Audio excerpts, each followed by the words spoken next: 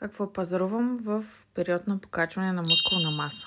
Това е един примерен седмичен пазар за двама човека. Първото нещо, с което започваме, са, разбира се, зеленчуците. Следва да вземем хляб от пекарната на Lidl в случая и хлябът, към който се насочих, беше с картофено пюре и лук, който ни е доста голям фаворит. Сега хлябът не е страшен, той присъства както в период на покачване на мускулна маса, така и в съобразени количества и в период на сваляне. И тук ще прикача калориите и макросите на съответния хляб с картофено пюре и лук. Отправяме се към любимата ми секция с протеините. Протеина си го набавям главно от месо, като в този случай взимам свинско контрафиле, каквото имаше на Lidl. Взимам килограми нещо, тъй като тази седмица съм решила протеина ми да е от няколко вида месо. Следва да вземем пакетирана салата. Изключително удобно е, особено вечер, когато нямаме време и ни се занимава да режем салати. След което си взимаме останалото месо, което в случая е пилешки бут, без кожа, обезкостен.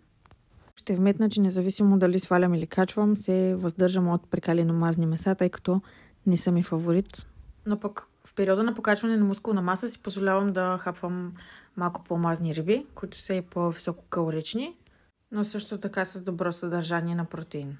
Задължително място в количката ми вземат и протеиновите пудинги. Не бих казала, че са с най-доброто съдържание, но пък на калории са доста добри и от време на време могат да бъдат включвани в менюто. Отново тук ще ви оставя калориите за един цял протеинов пудинг, както и макросите. Друго нещо, което по време на бълг си позволявам да хапвам, това е скирта. В случая си взех скир с боровинка, но и доста често се взимам и натурален. Калориите и макросите са добри и е подходяща и при сваляне. Друго нещо, което по време на бълг консумираме от време на време, са замразени картофи, които в airfryer стават за 15 на минутки. Отново в съобразени количества и тук ще ви оставя калориите и макросите им.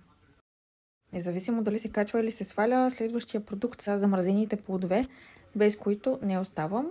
В случая взимам замразени горски плодове, но понякога разнообразявам и взимам само ягоди или само боровинки. Зависи от къде пазарувам и с какво разполага магазина. Следващия въглехидрат са фините овесени ядки. И последният продукт е газираната вода, без която също гледам да не оставам.